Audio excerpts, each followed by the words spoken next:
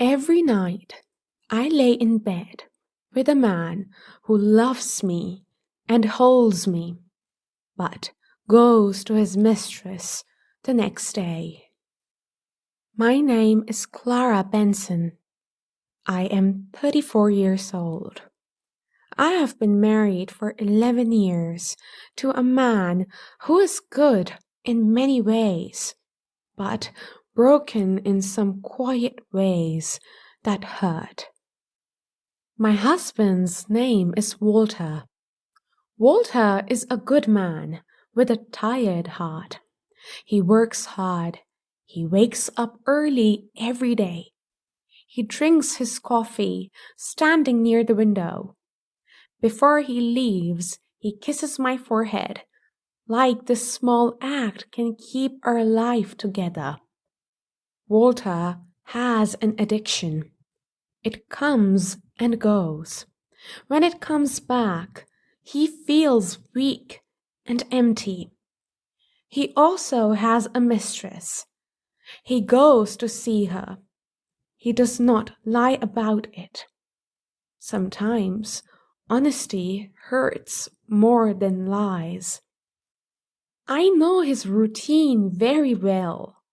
On the days he goes to see her, he stays longer in the shower. He chooses his clothes with care.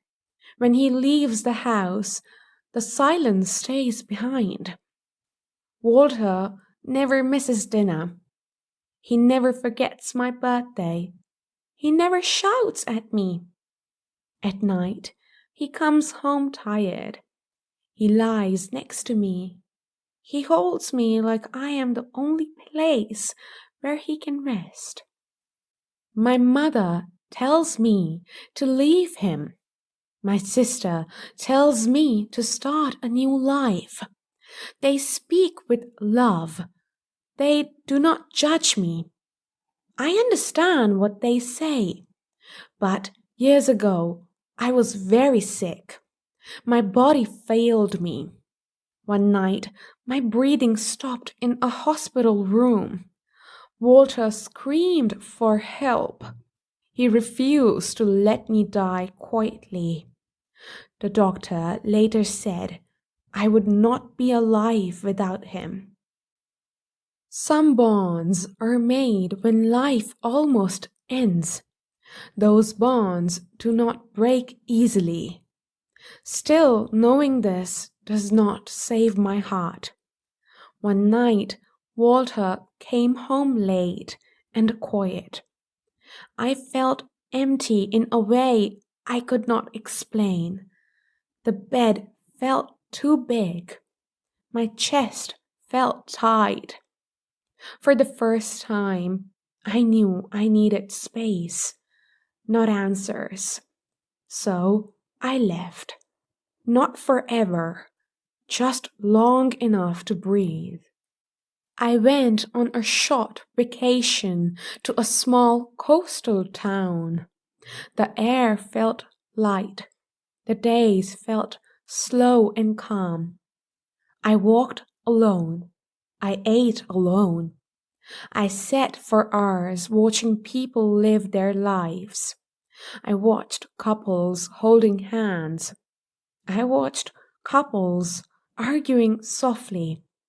I watched couples sitting together in silence. That is when I noticed him. He sat on the same bench every evening. He looked at the water. He wore a wedding ring. He did not look loudly sad. He looked tired in a familiar way. One afternoon, by accident, a chair fell in a cafe. We both reached to pick it up. We laughed. It was a small human moment. After that, we talked sometimes. Not deeply, just small words. Shared silence. One day, he told me why he was there. His wife had left him for another man. Not suddenly, not with anger, just quietly. As he spoke, something inside me relaxed. I laughed softly, not because it was funny, because it was familiar.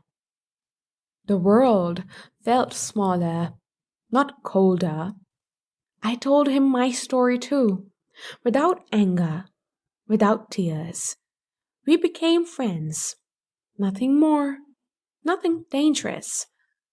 That friendship healed something inside me. I understood that love breaks everywhere, not only in my home. People hurt each other without meaning to. When I returned home, the house felt different. Walter was waiting. His eyes were red. His face looked thin. He said he thought I had left him forever. He said the silence showed him the truth. He sat next to me. Then he slid to the floor. He laid his head on my lap. He cried like a man who had nothing left to hide. I held him, not because everything was fixed, not because love became easy, but because I understood human weakness better now. He whispered that while chasing gold, he almost lost a diamond.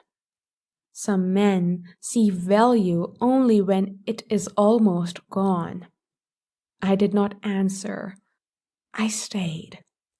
Love cannot be bought. It cannot be replaced.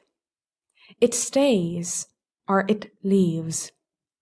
And sometimes staying is not weakness. It is a quiet strength, chosen with open eyes.